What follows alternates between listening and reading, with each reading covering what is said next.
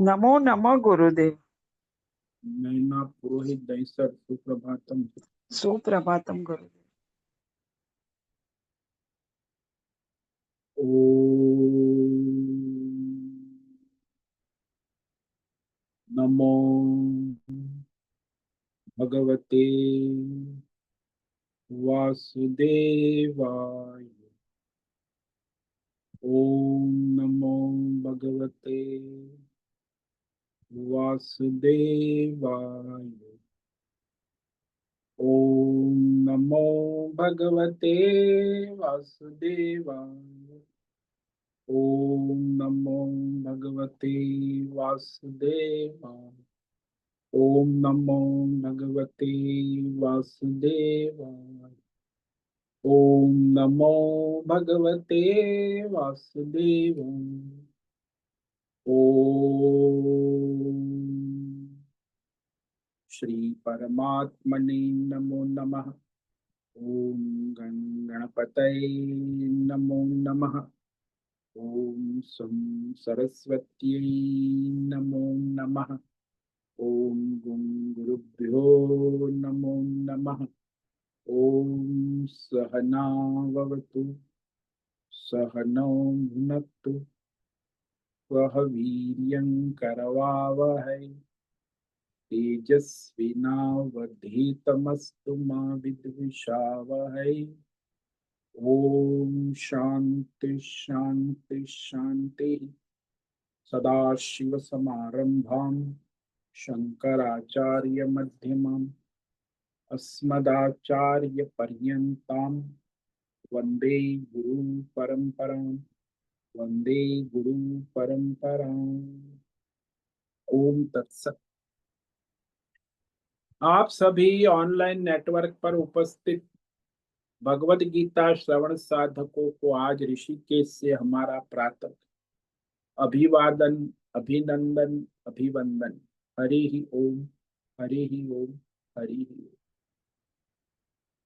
हम सबको आज का यह दिव्य दिन तन मन धन जन देश काल विषय वस्तु परिस्थिति अवस्थाएं व्यष्टि समष्टि आध्यात्मिक भौतिक दैविक क्षेत्र सभी को अपने अपने वर्तमान जन्म और पूर्व जन्मों में किए हुए संचित पाप पुण्य धर्म अधर्म मिश्र सकाम निष्काम कर्मों के पके हुए फल स्वरूप में वर्तमान में आज सभी को अपने अपने प्रारब्ध अनुसार परमेश्वरीय अचिंत्य योग माया के माध्यम से वर्तमान देश काल विषय और तन मन धन जन के प्रसाद स्वरूप में प्राप्त हुआ है। अतः आज का यह दिव्य दिन परमार्थ हेतु निष्काम सेवा यज्ञ देव यज्ञ ऋषि यज्ञ पितृ यज्ञ मानवता यज्ञ भूत प्राणी यज्ञ सात्विक दान शारीरिक वाचिक मानसिक तप निष्काम कर्म योग ध्यान योग भक्ति योग ज्ञान योग साधना स्वाध्याय वेद शास्त्रों का अध्ययन अध्यापन उपासना आराधना के लिए समर्पित करे और करवावे। अत्यंत दुर्लभ मनुष्य जीवन की प्रत्येक क्षण परमार्थ हेतु सार्थक करे और करवावे। आज विक्रम संवत 2082 भाद्रपद मास कृष्ण पक्ष पितृपक्ष की प्रथमा तिथि आज रात्रि 9:11 तक।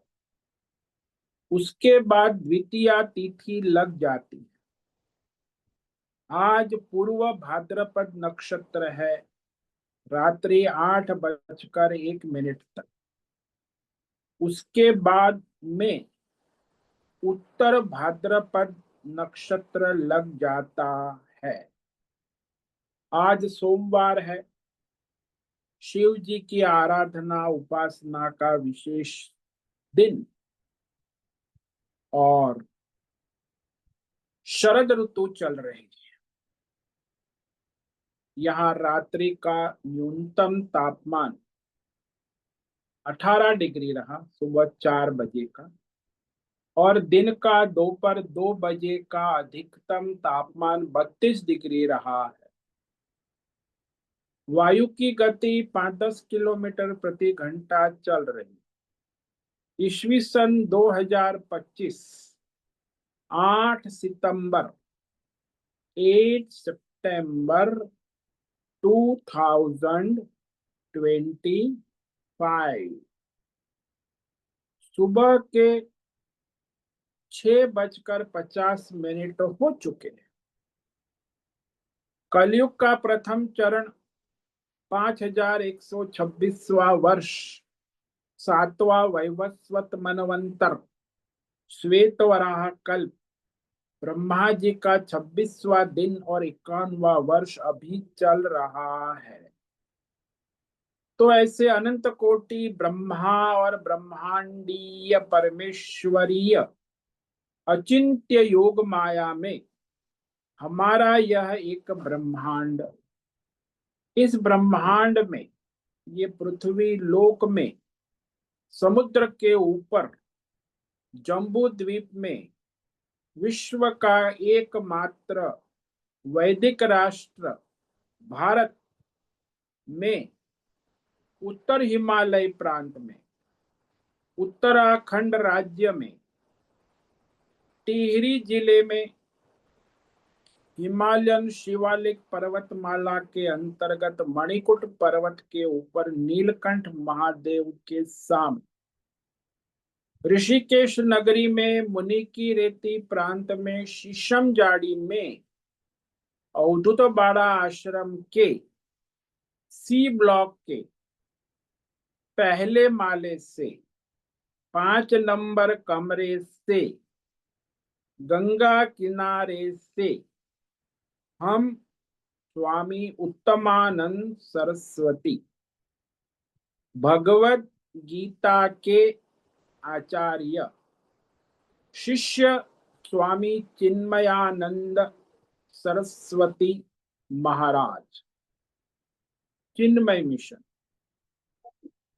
कैवल्याद्वैत वेद व्यास भगवत पाद शंकराचार्य की श्रृंगेरी संन्यास परंपरा से शिक्षित दीक्षित सनातन वैदिक भारतीय हिंदू धर्म अनुसार संपूर्ण भगवत गीता ज्ञान यज्ञ ऑनलाइन चैतन्यमय जीवंत लाइव प्रसारण जूम एवं यूट्यूब के अंतर्गत व्याख्यान माला में अध्याय 13 क्षेत्र क्षेत्रज्ञ विभाग योग के श्लोक नंबर 22 पर संस्कृत एवं हिंदी में व्याख्यान करेंगे।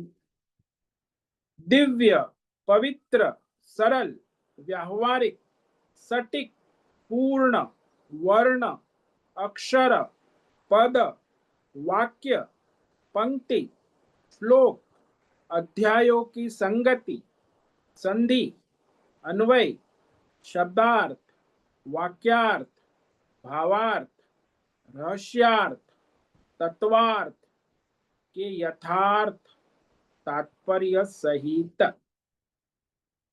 वैदिक शास्त्र, वेद व्यास साहित्य, शांकर भाष्य एवं परंपरागत 10 सन्यासी आचार्यों की टीका टिप्पणी सहित आज का ये भगवत गीता व्याख्यान करेंगे।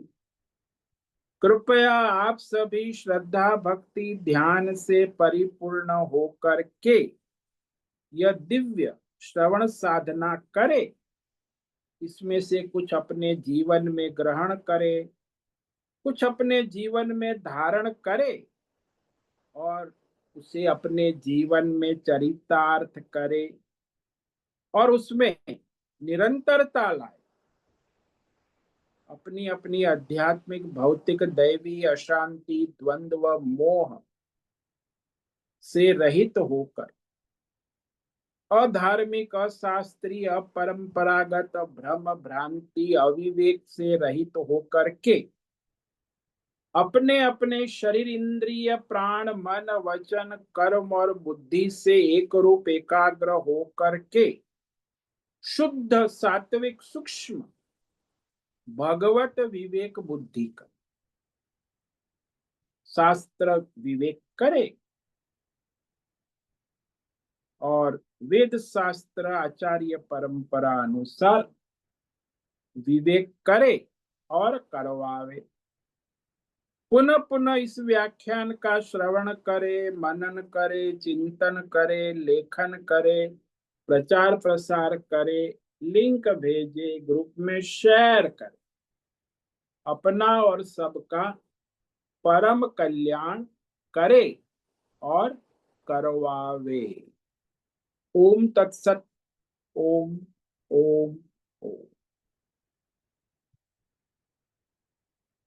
तो हमने श्रीमद् भगवद गीता अध्याय 13 क्षेत्र क्षेत्रज्ञ विभाग योग के श्लोक नंबर 22 पर विवेक विचार किया था, जिसमें भगवान क्षेत्रज्ञ जीवात्मा पुरुष का वास्तविक स्वरूप कह रहे हैं कि जो सभी में उपस्थित है क्षेत्रज्ञ पुरुष जीवात्मा, वो वास्तव में परमात्मा ही है।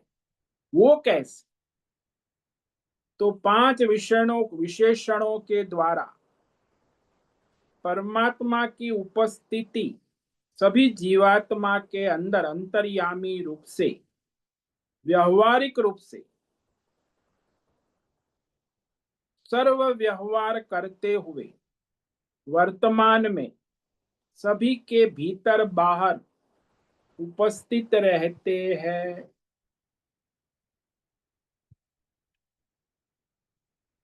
जैसे वो माता है, वो अपने शिशु के जीवन में 24 घंटा उपस्थित रहती। अब वो 1 महीने का, 6 महीने का, 1 साल का शिशु है, वैसे ही शिशुवत परमात्मा सभी जीवात्माओं साथ में 24/7 उसके प्रारब्ध कर्म के अनुसार उसे चलाते हुए उपस्थित रहते हैं। वही उपस्थिति यहाँ भगवान व्यावहारिक रूप से कह रहे हैं कि अभी यहाँ सभी के भीतर मैं उपस्थित हूं। वो कैसे? उपद्रष्टानुमंता च भर्ता भोक्ता महेश्वरः परमात्मेति चाप्युक्तो देहेऽस्मिन् पुरुषः परः।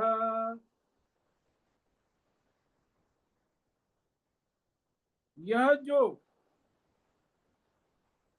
परमात्मा है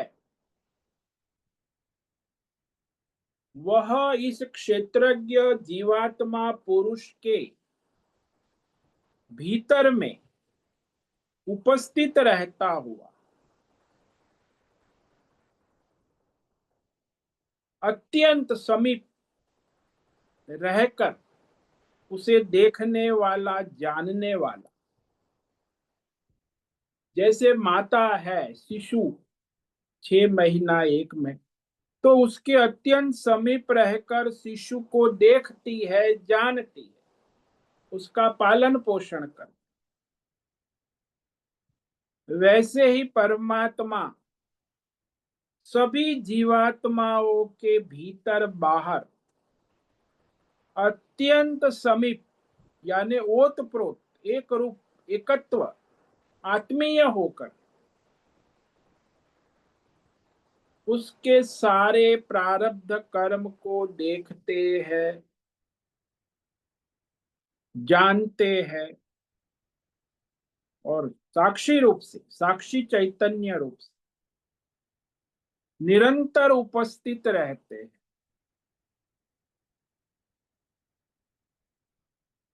इसीलिए यहाँ भगवान ने उपद्रष्टा शब्द का, उपद्रष्टा साक्षी चैतन्य, इसका अर्थ होता है कि वह ये क्षेत्र जो है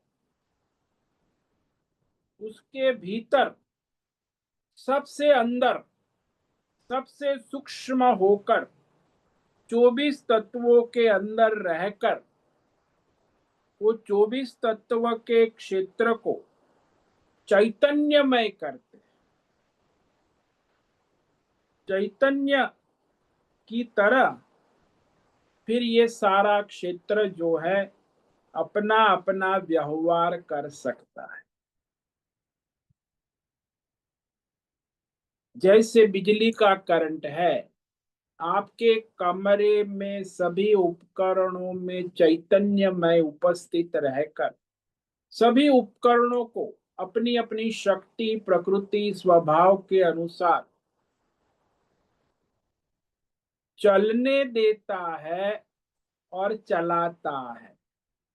पंखे को, ट्यूबलाइट को, बल्ब को, कंप्यूटर को, मोबाइल को, सब। वैसे ही परमात्मा, ये जो क्षेत्र है हमारा 24 तत्व, एक तो ये भौतिक शरीर है, स्त्री पुरुष पंच महाभूतात्मक, और उसके अंदर फिर 10 ज्ञानेंद्रिया है, 5 कर्मेंद्रिया, 5, उससे भी भीतर सूक्ष्म मन है, मन से सूक्ष्म बुद्धि है, बुद्धि से सूक्ष्म चित्त है, और चित्त से सूक्ष्म अहंकार है। तो ये सारा का सारा क्षेत्र है, उसमें चैतन्य रूप में उपस्थित रहकर सबको अपना अपना व्यवहार करने में साक्षी रूप से, चैतन्य रूप से उपस्थित रहते हैं। केवल शरीर में नहीं, सारे क्षेत्र में 24 तत्व, पूरा का पूरा क्षेत्र, सबके अंदर चैतन्यमय साक्षी चैतन्य रूप से और सबके अंदर चेतनता प्रदान करते, चैतन्यता। तो आपको जो हाथ में, पैर में, मन में, बुद्धि में जो चेतनता, चैतन्य का अनुभव हो रहा है, वो सबके अंदर समान रूप से उपस्थित। देखो आप, चेतनता, चैतन्य आपकी आंख में, कान में, नाक में, हाथ में, पैर में, सब में समान रूप से उपस्थित रहता है, क्योंकि वो सबके अंदर बाहर नित्य उपस्थित और सबके अंदर बाहर चैतन्य रूप से सबको प्रकाशित करता है। उसे अपने अपने शक्ति के अनुसार चलने की शक्ति देता है। जैसे आपका शरीर ले लो, भौतिक शरीर, चाहे स्त्री हो चाहे पुरुष हो, ये सब क्षेत्रज्ञ जीवात्मा है। तो शरीर उसका जो है भौतिक शरीर, उसमें जो चैतन्यता है वो हमें कैसे पता चलता है? बोले हम खड़े हैं और हमारे पीछे हमारा मित्र आकर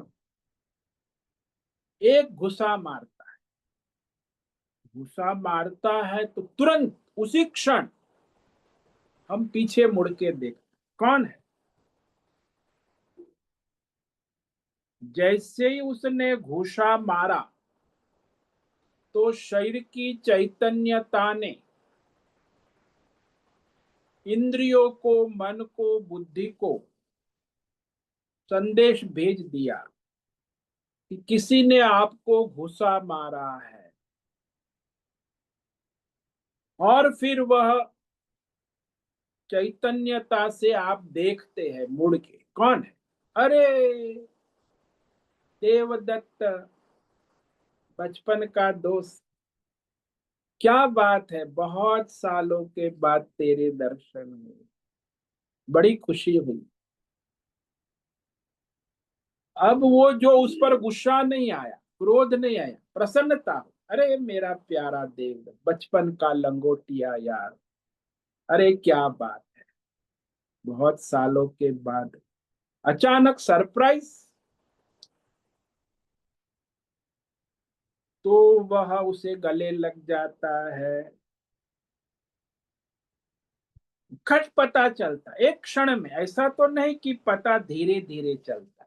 उसने घुसा मारा, फिर वो नेटवर्क आगे गया, फिर इंद्रिय को पता चला, फिर इंद्रिय का नेटवर्क मन को पता चला, फिर बुद्धि को पता चला कि किसी ने गुस्सा मारा है, फिर अहंकार को पता चला, फिर अहंकार ने फिर वह पीछे मुड़ के ऐसा तो नहीं है, सर्वत्र चैतन्य उपलब्ध है।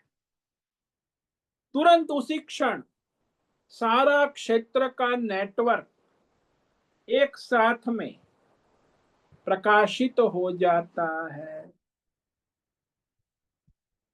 जिसी क्षण भूसा मारा उसी क्षण खट का, उसी क्षण पता चल, कोई एक क्षण की देरी नहीं।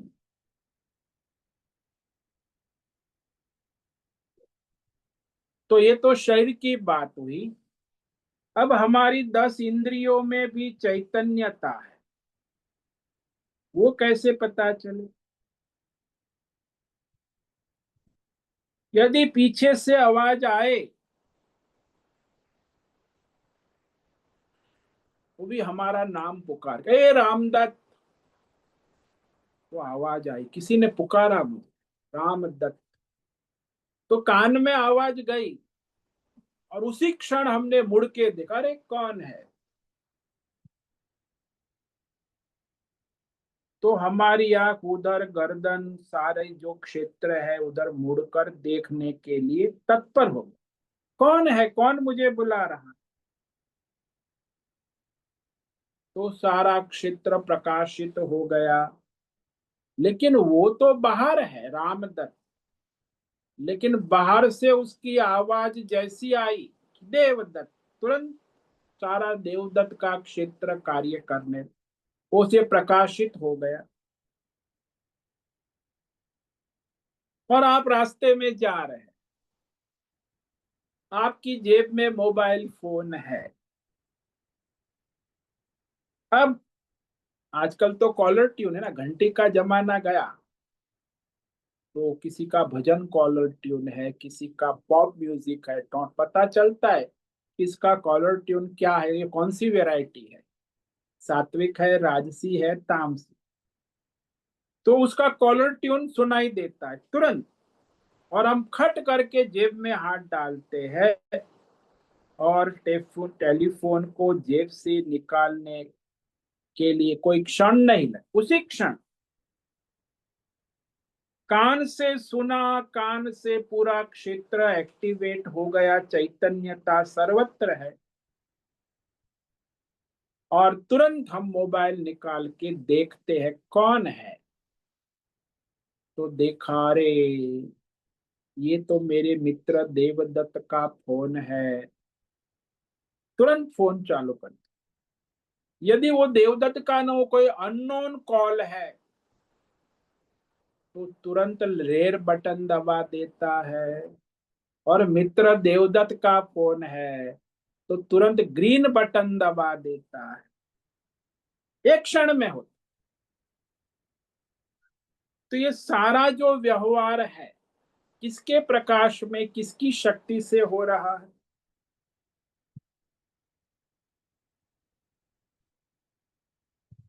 उसी प्रकार मन में वृत्ति आ गई, उसे कौन प्रकाशित करे? बुद्धि ने संकल्प किया, उसमें भी चेतनता हो हर क्षण।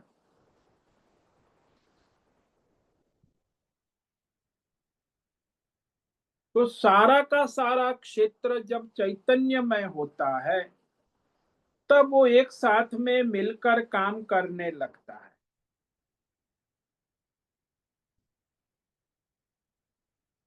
और हमें पता लगता है कि मैं चैतन्यमय हूं, और ये सारा क्षेत्र जो है उसे प्रकाशित कर रहा हूं।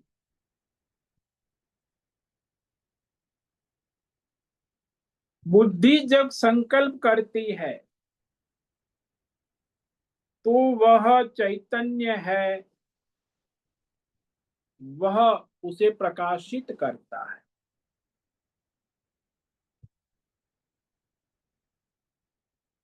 यानी ये सारा का सारा क्षेत्र है, या ये भीतर से बाहर चले जाओ, या क्षेत्र में बाहर से भीतर चले जाओ,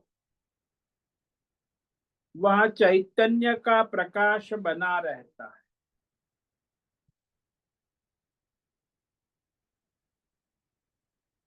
जैसे आपने संकल्प किया कि मुझे भोजन करना है, भूख लगी है, तो किसको पता चला? बुद्धि को पता। किसके द्वारा पता चला? प्राण को पता चला। भूख लगी है, अरे अब 1 बज गया है, अब कुछ भूख लगी है, कुछ खा लेते। दोपहर के 1 बजे भूख लग। तो बुद्धि ने संकल्प किया कि चलो भाई वहां चले जाते हैं, आश्रम में चले जाते हैं, वहां फ्री में दाल रोटी सब्जी मिल जाए, कोई झंझट नहीं, फ्री का माल। तो संकल्प करते हैं, होटल नहीं जाएंगे, वहां खर्चा हो जाता है 100-200, आश्रम चले जाए, सीधा सस्ता। सस्ता भी नहीं, फ्री। तो संकल्प किया आश्रम चले जाएंगे, तो वही चैतन्य शक्ति से अपने संचित संस्कार वासना के अनुसार संकल्प किया, तो मन भी उस अनुसार विचार करने लगा। 10 इंद्रियां भी उसके साथ काम करने लगी, कर्मेंद्रियां चलने लगी आश्रम की ओर। और आंख देख, हाँ ये आश्रम आ गया, कर्मेंद्रिया ज्ञान। फिर आश्रम में आ गया, फिर वहां तो महाराज जी जानते, हाँ आइए आइए, क्या बात, भोजन कर लिया? हाँ उसी के लिए तो आया हूँ, तो और किसके लिए? तो फिर भोजन कर लेता है। तो सारा क्षेत्र जो है वो उसको प्रकाशित किसने किया? फिर कहता है महाराज अब मैं जा रहा। ठीक है, अरे तू भोजन किया, कुछ दान दप, नहीं नहीं, वो तो प्रसाद है ना, आप बड़ा अच्छा प्रसाद था महाराज, बड़ा बुद्धिमान है ना। अरे बड़ा अच्छा प्रसाद, ये तो फ्री का माल खाने आया है, तो बड़ा इंटेलिजेंट है। तो फिर कुछ दान दक्षिणा कुछ दिए बिना महाराज को कहते धन्यवाद महाराज, बड़ी अच्छा है। महाराज कहते आया करो भोजन के लिए, आपका ही है आश्रम। हाँ हाँ, कभी कभी आ जाया, कोई चिंता की बात। बड़ा इंटेलिजेंट है ना, आजकल के इंटेलिजेंट ऐसे होते। फिर वो इंटेलिजेंसी किसने प्रकाशित की? क्योंकि उसके संचित संस्कार है, वासना है, काम क्रोध लोभ, उसको भी किसने प्रकाशित किया? वही उसका चैतन्य आत्मा। इसमें क्षेत्र में सबसे बाहर, हमारा जो पूरा क्षेत्र है 24 तत्वों का, उसमें सबसे बाहर हमारा शरीर है। ये सप्त धातु का, स्त्री पुरुष नर मादा, ये जो शरीर है वो सबसे बाहर है। उसमें भी हमें पूरे शरीर में चैतन्यता का अनुभव होता है। यदि कहाँ कोई दर्द हो गया घुटने में तो तुरंत पता चले, अरे कौन से घुटने में दर्द हो रहा है, अई दाएं घुटने में, बाएं बाएं में नहीं है। अच्छा, तो वहां चैतन्य उसे प्रकाशित करता है पूरे क्षेत्र। तो चैतन्य के द्वारा उसको पता चलता है कि बाएं घुटने में दर्द हो रहा है। कितना दर्द है, थोड़ा थोड़ा है कि अत्यधिक है, वो भी पता चलता है कि घुटने में थोड़ा थोड़ा दर्द है या अत्यंत तीव्र दर्द। बोले बहुत तीव्र दर्द है, घुटना बस दर्द दे रहा है, तो फिर चलो अस्पताल जाना पड़ेगा।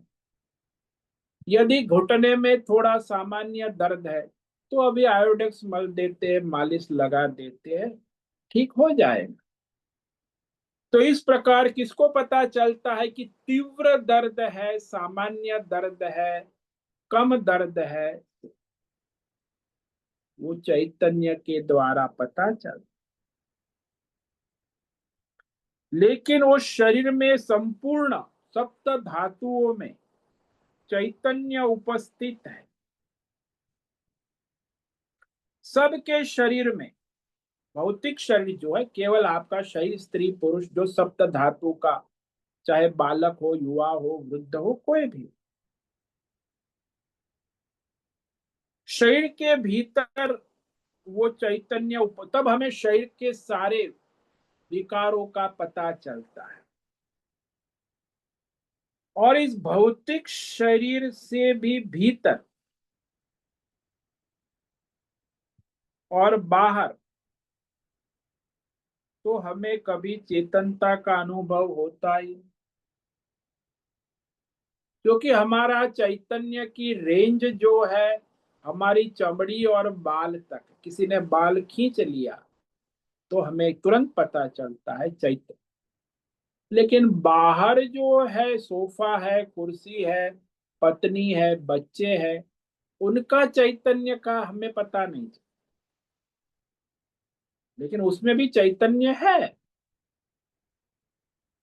शरीर के बाहर तो हमें कभी चेतनता का अनुभव होता ही नहीं।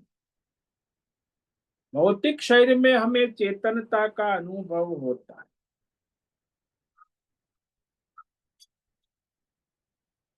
और फिर उससे भीतर हमें हमारी कर्मेंद्रियों में हाथ चल रहे हैं, पैर चल रहे हैं, सब काम कर, ठीक काम कर, गुदेंद्रिय काम करिए, मल विसर्जन हो रहा है, मूत्रेंद्रिय काम कर रही है, मुख ठीक से बोल रहा है, बकवास कर रहा है, सब जानते।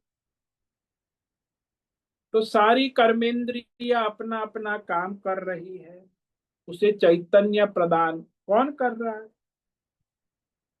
और फिर आपकी ज्ञानेन्द्रिया है, आंख, नाक, कान, जिह्वा, त्वचा और रसनेन्द्र, उसमें भी उसके सारे व्यापार हो रहे हैं। कौन प्रकाशित कर रहा है? तो दसों दस इंद्रिय जो है वो हमारे इस भौतिक स्त्री पुरुष दे, जिसका आप डिजिटल फोटो लेते रहते और भेजते रहते ऑनलाइन, उससे सूक्ष्म आपकी 10 इंद्रियां है। उसको कौन चलाता है, कौन प्रकाशित करता है? वही साक्षी चैतन्य। उससे भी अंदर, इंद्रियों से भी अंदर मन है, जो संकल्प विकल्प वृत्ति करता रहे। अरे ये अच्छा है, ये अच्छा नहीं, ये ठीक है, ये ठीक, ये मुझे पसंद है, मुझे पसंद है, ये अपना है, ये पराया है। सारे द्वंद्व जो है वो मन करता है। तो उससे सूक्ष्म है, इंद्रियों से सूक्ष्म भीतर। लेकिन उसको कैसे पता चले कि अच्छा है बुरा है? वो चैतन्य मन को प्रकाशित करता है, तभी तो उसे पता चलेगा ना कि अच्छा है बुरा है। यदि उसका मन कोमा में चला गया तो इंद्रियां भी काम नहीं करेंगी और कुछ पता ही नहीं चले। इसीलिए मन की सारी वृत्तियां, अच्छा बुरा, संकल्प विकल्प, द्वंद्वात्मक वृत्ति, को कौन देखता है, कौन जानता है, कौन प्रकाशित वही साक्षी चैतन्य। मन के अंदर भीतर सूक्ष्म बुद्धि है जो निश्चय करती, हाँ हाँ ये लड्डू अच्छा है, खा लो खा लो। क्यों? खा लो, प्रसाद है, और प्रसाद है, फ्री का माल। फिर तो और एक दे दो ना, हाँ ले लो, प्रसाद है जितना ले, फ्री का माल, कुछ देना तो है नहीं, इसलिए तो बुद्धि बड़ी स्मार्ट। फिर वो जो है बुद्धि निश्चय कर लेती है कि बढ़िया है लड्डू, उसके संचित संस्कार है ना, वो संचित संस्कार बनिए के है या तो भोगी के है, तो वो उसी अनुसार प्रसाद लेगा। बुद्धि से संकल्प, हाँ बढ़िया मिल गया प्रसाद, दो तीन लड्डू घर के लिए भी ले, हाँ ले जाओ प्रसाद है, तो घर के लिए भी थैला भर के ले जाए, बड़ा स्मार्ट। और फिर बुद्धि ने संकल्प कर लिया, ऐसे भी कर सकती है, सात्विक धर्मात्मा होता तो बुद्धि के भाई एक प्रसाद ले लिया बस महाराज, और कुछ नहीं चाहिए, धन्यवाद भगवान का प्रसाद, और ये दक्षिणा ले लो, थोड़ा हमारा भी योगदान। वो तो सात्विक होगा तो करेगा ना। अब रजोगुणी तमोगुणी बुद्धि है तो वो बुद्धि तो तुरंत हिसाब करेगी, बनियागिरी करेगी। और फिर वो बुद्धि को कौन प्रकाशित करता है? उसकी सात्विक बुद्धि है, राजसी बुद्धि है, तामसी बुद्धि है, चैतन्य, तो उसको प्रकाश, उसे कोई फर्क नहीं पड़ता चैतन्य कि आपकी बुद्धि सात्विक है कि राजसी है कि तामसी है कि मिलावटी। बुद्धि से भी सूक्ष्म आपके चित्त में जो संस्कार पड़े हैं अनेक जन्मों के संचित, उसी अनुसार आपकी बुद्धि निर्णय करती है। तो उस बुद्धि को कौन प्रकार संचित, चित्त को, इसको चित्त कहते हैं। ये जो आपका चित्त है उसको चैतन्य के द्वारा प्रकाशित किया जाए, और उस चित्त में अनेक जन्मों के इस जन्म के संचित संस्कार पड़े, उस संस्कार को प्रकाशित कर, चैतन्य ही प्रकाशित। इसलिए तो वो लड्डू खाता है ना, लड्डू ले जाता है, क्योंकि यदि वो तामसी राजसी संस्कार तो फ्री का माल, खाओ मौज करो। सात्विक हो तो थोड़ा धर्म कर्म करेगा, लेकिन ऐसे लोग बहुत कम होते। तो ये जिसके जैसे संचित संस्कार है, सात्विक है, राजसी है, तामसी है, तो उसकी बुद्धि को प्रकाशित करते हैं। तो चित्त में भी चैतन्य परमात्मा है, ऐसा नहीं कि उसकी बुद्धि सात्विक है और उसको तामसी संस्कार प्रकट, नहीं, तामसी प्रकाशित नहीं, उसके जैसे संचित संस्कार है वैसे ही उसकी बुद्धि निर्णय करेगी, चैतन्य उसको प्रकाशित करेगा। तो सबकी बुद्धि जो है ना तीन प्रकार की, सात्विक, राजसी और तामसी, उसके संस्कार है पिछले जन्मों के, इस जन्म के, इस जन्म में जिसने कुछ धर्म कर्म नहीं किया है उसमें सात्विक संस्कार नहीं है, तो उसकी बुद्धि जो है तामसी और राजसी निर्णय करेगी, लेकिन उसको भी चैतन्य प्रकाशित करेगा, चाहे सात्विक हो चाहे तामसी हो चाहे। और फिर बुद्धि से सूक्ष्म मैं, अहंकर्ता, मैं निश्चय किया, मैंने इंद्रियों को चलाया, मैंने मन को चलाया, मैंने शरीर को चला, ये अहंकार। हालांकि वो नहीं चलाता है, अज्ञान से वो अहंकार ऐसा मान लेता है, अहंकार वृत्ति, अहम वृत्ति, उस अहम वृत्ति को भी वो चैतन्य परमात्मा प्रकाशित कर, उसके अहम वृत्ति कहो, अहंकार को, अभिमान को, ये सबसे सूक्ष्म वृत्ति है अहम वृत्ति। और उस अहम वृत्ति के द्वारा सारा क्षेत्र जो है वो समझता है कि इस क्षेत्र को मैं चला रहा हूं, अज्ञान से, इस अहंकार से, कि मैं इस क्षेत्र को चला, इस क्षेत्र का मालिक मैं हूं, ये अहंकार जो है ना वृत्ति, और ये अहंकार जो है उस चैतन्य परमात्मा के एकदम करीब है, पास में है, जैसे वो प्रधानमंत्री राजा के पास में है। तो प्रधानमंत्री ऐसा समझता है कि पूरे राज्य को मैं ही चला रहा हूं, हालांकि उसकी कोई सत्ता नहीं है, राजा है, उसकी सत्ता है, लेकिन वो स्वीकार नहीं कर प्रधानमंत्री राजा की सत्ता। ऐसे ही अहंकार हमारा प्रधानमंत्री है क्षेत्र का, लेकिन वो उस परमात्मा क्षेत्रज्ञ ईश्वर का सत्ता का स्वीकार नहीं करता, क्योंकि अज्ञान है ना। अज्ञान के कारण वो अहंकार कभी भी उस परमात्मा की शक्ति और सत्ता का स्वीकार नहीं करता, और सारे क्षेत्र को मैं चला रहा हूं ऐसा कहता है अहंकार, अज्ञान से। लेकिन उस अज्ञान को प्रकाशित करने वाला भी चैतन्य आत्मा है, और उसके अहंकार को प्रकाशित करने वाला भी साक्षी चैतन्य आत्मा। तो अहम वृत्ति के भीतर जो उपद्रष्टा है, उसे उपद्रष्टा का, क्योंकि वो अहम वृत्ति से अत्यंत समीप है ना, साक्षी चैतन्य उपद्रष्टा का है, और उसी के माध्यम से फिर सारा क्षेत्र जो है अपने प्रकाशित होकर अपना अपना शक्ति के अनुसार अपने अपने कार्य को करता है। इसलिए जो अहम वृत्ति है, जो अहंकार है, उसको प्रकाशित करने वाला जो साक्षी चैतन्य है,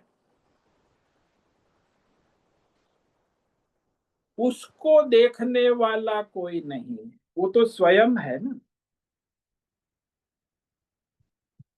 अहंकार उसको नहीं देख सकता। हाँ, वो अहंकार को प्रकाशित कर रहा है, केवल अहंकार नहीं, सारे क्षेत्र को, 24 तत्व को वह साक्षी चैतन्य उपद्रष्टा देखने वाला है, जानने वाला है, प्रकाशित करने वाला, उसको शक्ति देने वाला है, लेकिन वो अज्ञान से उसे स्वीकार नहीं कर। तो सर्वाधिक समीप है, ओतप्रोत है क्षेत्र में, इसीलिए वो उपद्रष्टा साक्षी चैतन्य कहा जाता। जैसे पात्र देवदत्त भिखारी के भीतर, वो जो सबसे भीतर उसके पात्र को प्रकाशित करने वाला, चलाने वाला सुपरस्टार कलाकार है, समीपता से रहकर पात्र के क्षेत्र को, उसके कर्मों को, उसके संचित कर्मों के अनुसार प्रारब्ध को चलाता है, लेकिन वो उसे मानता नहीं। कौन? देवदत्त भिखारी अज्ञान से मानता है कि मैं अपने कर्मों से भिखारी हो गए, वो मैं करूंगा तभी तो अमीर बनूंगा, मैं अपने कर्मों से बना हूं। अरे भाई, तुम अपने कर्मों से बने, लेकिन तुम्हारे कर्म को प्रकाशित किसने, तुम्हारे फल को प्रकाशित कौन कर रहा है? तुम भिखारी बनो अपने संचित कर्मों से, भिखारी बने को कौन प्रकार? कलाकार है। और तुम्हारी स्क्रिप्ट कौन जानता है?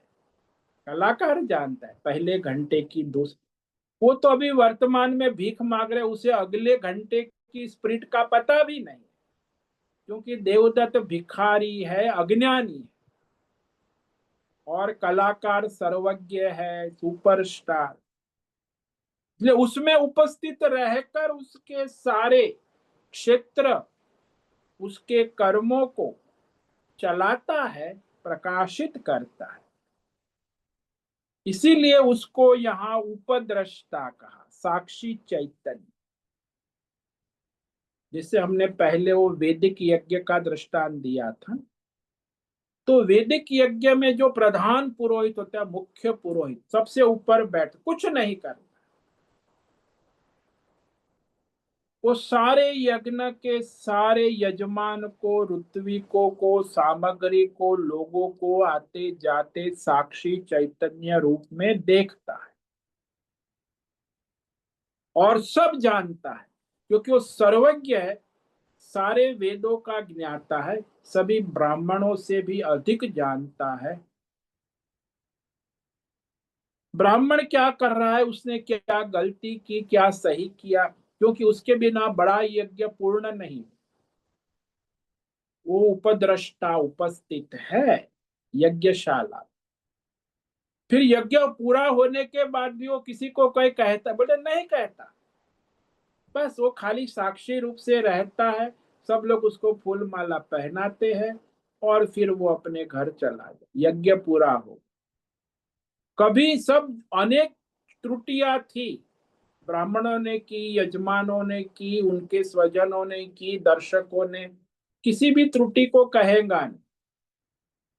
बस वो मुख्य अतिथि जिसको हम कहते हैं, यहाँ तो अतिथि हमारे, उसको 5 मिनट प्रवचन दिया तो कहता है दोष, लेकिन ये तो कुछ नहीं कहता, न गुण कहता है न दोष कहता, केवल साक्षी चैतन्य, सब जानता है, सब देखता है, लेकिन कुछ कहता नहीं है, कुछ करता नहीं है, कुछ कराता नहीं।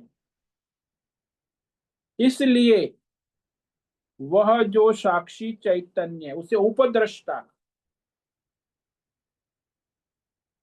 तो इसी प्रकार ये हमारे सारे क्षेत्र को चलाने वाला 24 तत्व में बुद्धि के विकारों को, संकल्प को, मन के द्वंद्व विकारों को, इंद्रियों के सारी प्रवृत्ति को,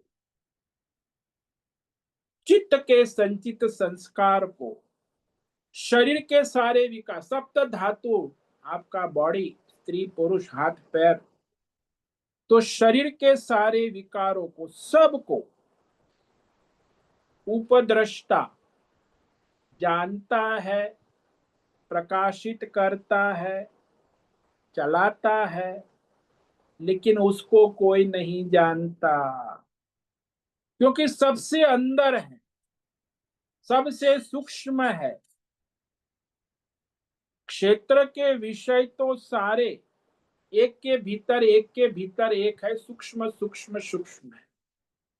शरीर से सूक्ष्म इंद्रिया है, इंद्रिय से सूक्ष्म मन है, मन से सूक्ष्म बुद्धि है, बुद्धि से सूक्ष्म चित्त है, चित्त से सूक्ष्म अहंकार है। ये तो सबसे सूक्ष्म है और सबको प्रकाशित साक्षी चैतन्य। इसीलिए उसको भगवान ने यहाँ क्षेत्रज्ञ को उपद्रष्टा कहा। वो क्षेत्रज्ञ वास्तविक है,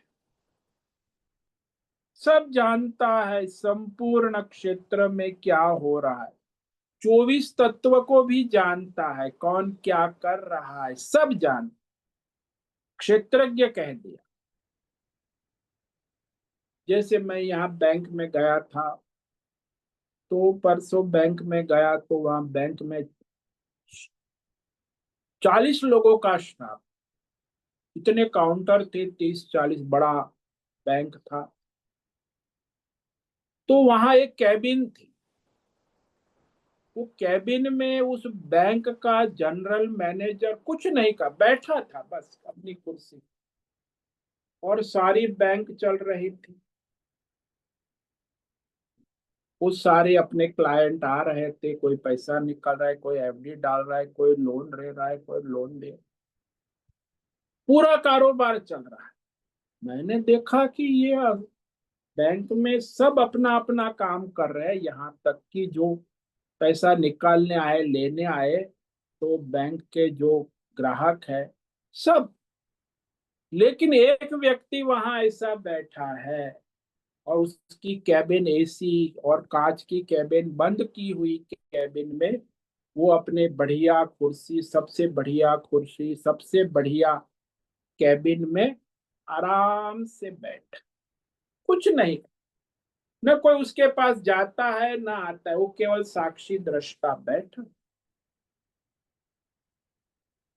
और बैंक चल रहे।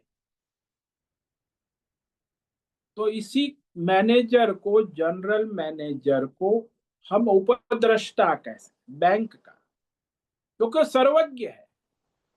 सर्वज्ञ है, बैंक के सारे कार्य जो हो रहे हैं सब पर उसकी नजर है और वो सारा जानता है।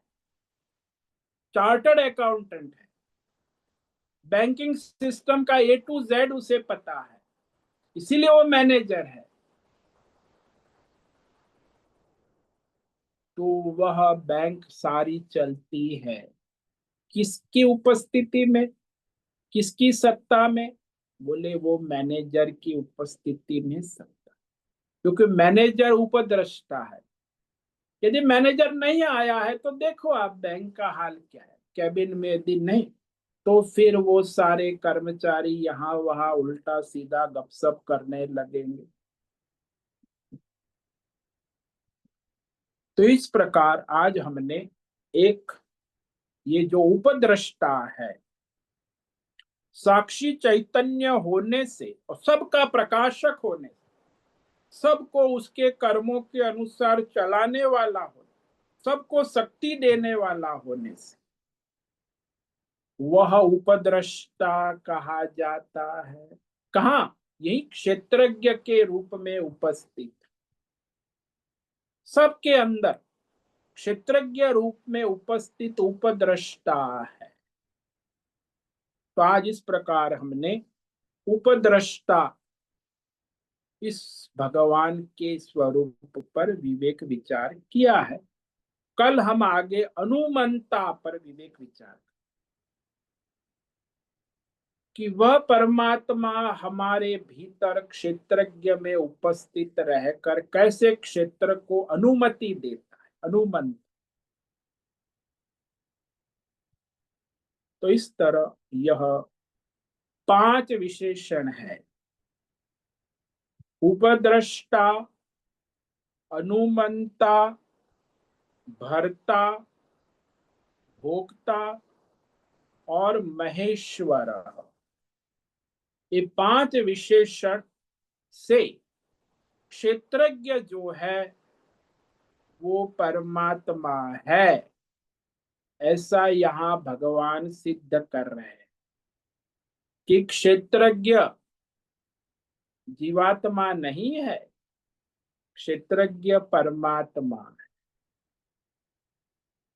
इस पर हम विवेक विचार करेंगे।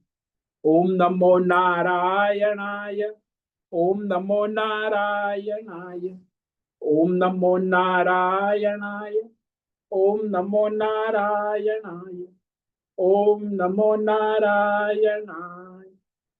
कायेन वाचा मनसेन्द्रियैर्वा बुद्ध्यात्मना वा प्रकृते स्वभावात् करोमि यद्यत् सकलं परस्मै नारायणायेति समर्पयामि। ओम सर्वे भवन्तु सुखिनः, सर्वे सन्तु निरामयाः, सर्वे भद्राणि पश्यन्तु, मा कश्चित् दुःखमाप्नुयात्। अस्तु मा सद्गमय, तमसो मा ज्योतिर्गमय, मृत्योर्मा मृतंगमय। ओम पूर्णमद पूर्णमिदं पूर्णात् पूर्णमुदच्यते, पूर्णस्य पूर्णमादाय पूर्णमेवावशिष्यते। ओम शांति शांति शांति।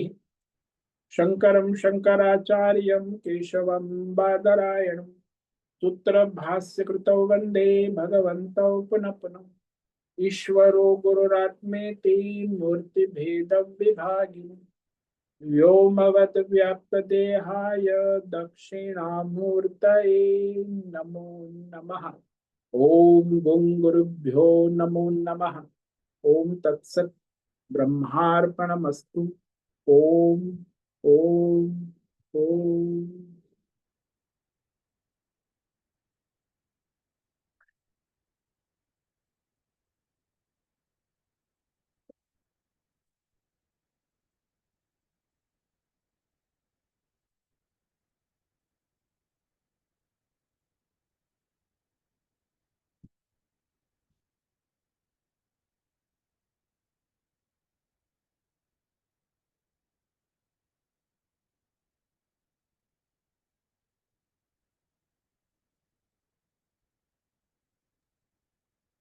ओम नमो नारायणाय स्वामी जी। हाँ बोलो राजेश मोलकर। स्वामी जी, एक छोटी सी शंका है। ये अभी जो पितृपक्ष चालू हुआ है आज से, तो इसमें तो ये सारे सामान्य जीवों के लिए हम जो भी अपने पितरों के लिए करते हैं विधि सब, वो तो हमारा कर्तव्य है, हम करते हैं।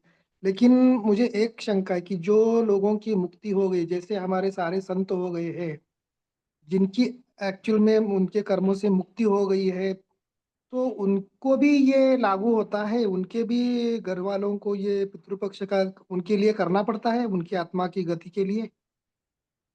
नहीं नहीं नहीं, जिसका जीवन मुक्त मोक्ष हो गया है उसके लिए कोई विधि विधान कोई नियम नहीं लगा। वो तो भगवतमय हो गए। कोई नियम नहीं, वैदिक शास्त्र ये भी नहीं, ये आध्यात्मिक भौतिक दैवी कोई नियम विधि विधान शास्त्र उसके लिए नहीं है। शास्त्र तो जो संसारी है अज्ञानी है उसके लिए। वेद शास्त्र भी उसके लिए कुछ नहीं कह सकते, कुछ नहीं कर। वो तो मुक्त है, परमात्मा में हो गए। उसके लिए क्या विधि करो। हाँ, श्रद्धा भक्ति व्यक्त कर सकते हैं और कुछ कुछ करने कराने का नहीं रहता। हाँ, आपकी धन्यवाद। श्रद्धा भक्ति से आप अपना उनसे प्रेरणा लेकर अपना आत्म कल्याण कर सकते हैं। बाकी उनके लिए ये करे वो करे, वो सब आप अपने आत्म कल्याण के लिए कर सकते। उनके लिए कुछ नहीं कोई कर सकता। वो तो पूर्ण हो गए, संपूर्ण। जैसे मैं आपको दृष्टांत दूं कि भगवान की सरयू नदी में गति हो गई राम की या कृष्ण की, तो क्या आप उसकी सारी विधि विधान करते हैं? राम जी का कोई श्राद्ध करता है? कृष्ण नहीं। भगवान का कोई श्राद्ध करता है? वो तो स्वयं भगवान है। ऐसे ही आत्मज्ञानी भी भगवत स्वरूप हो गए। उनका क्या श्राद्ध करो? क्या कृष्ण का श्राद्ध कभी ने किसी ने किया है? क्या राम का श्राद्ध कोई करता है? तो भगवान है, उनका क्या श्राद्ध करो? जीवात्मा का श्राद्ध होता है। अज्ञानी है, संसारी है,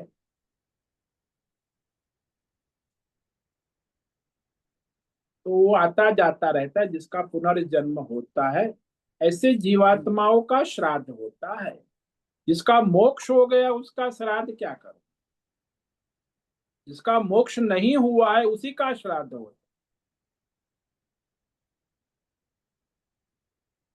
इसीलिए यहाँ द्वादशी के दिन जो सन्यासी है, ऐसा कहते हैं उनका श्राद्ध सन्यासियों का श्राद्ध हो। लेकिन वो सन्यासी वो जो अभी जीवन मुक्त नहीं हुए हैं, कर्म योग भक्ति योग ध्यान योग भगवतमय नहीं हुए, उनका श्राद्ध होगा क्योंकि उनका पुनर्जन्म है।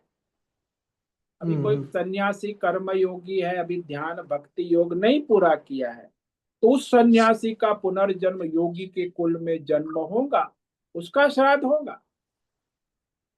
कोई भक्ति योग में लगा है वो सन्यासी है भगवत, लेकिन अभी ज्ञान योग परमात्मा से एकत्व नहीं हुआ है, तो उसका भी श्राद्ध होगा।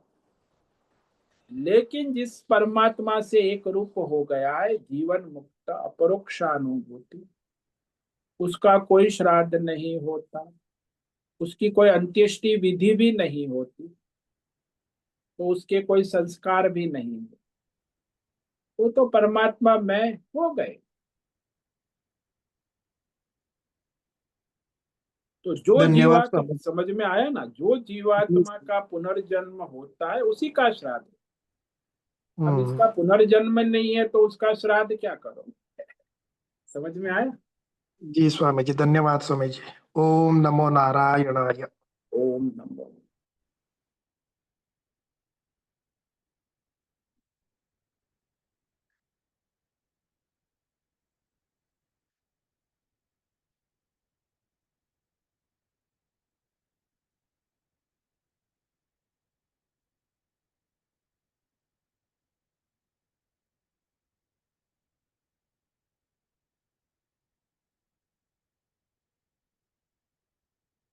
आज उपस्थित है प्रकाश आनंद दोसा होस्ट है, राजेश मोलकर को होस्ट है, नैना पुरोहित, राय बहादुर कपूर, अजय रत्न पारखी, अनुराधा जेठे, भद्रेश पड़िया, बीबी शर्मा, दिनेश पटेल, जीवी कुमार, हेमा कोटक, इला जोशी, जयंती पांडा, माधवी आचार्य, मीरा उच्चिल, मीनाक्षी काले, पंकज भट्ट, रेशा रथ, संजीवनी श्रीरंग रानडे, सुचिता पाटिल, सुनील ठाकुर, उषा मेनन और विशाल बेड़कर और अंजलि जोशी। और कुछ साधक यूट्यूब पर लाइव देख रहे हैं, कई साधक है जो।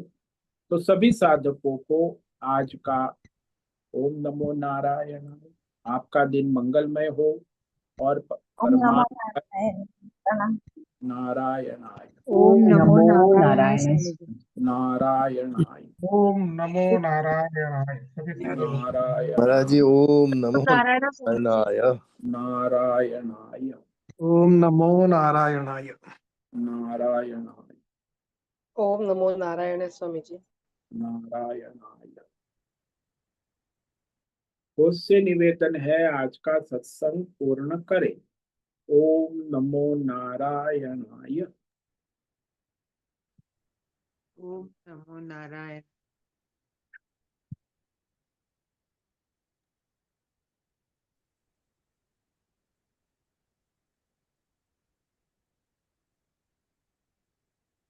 प्रकाश होस्ट आज का सत्संग पूर्ण करें।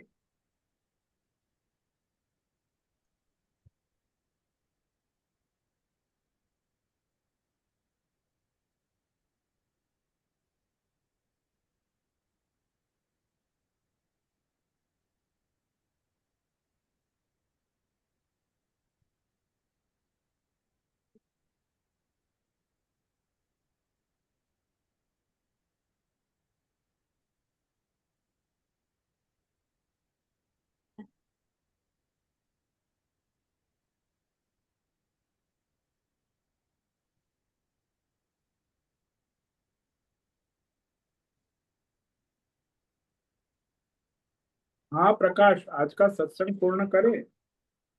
हाँ, अभी चालू है।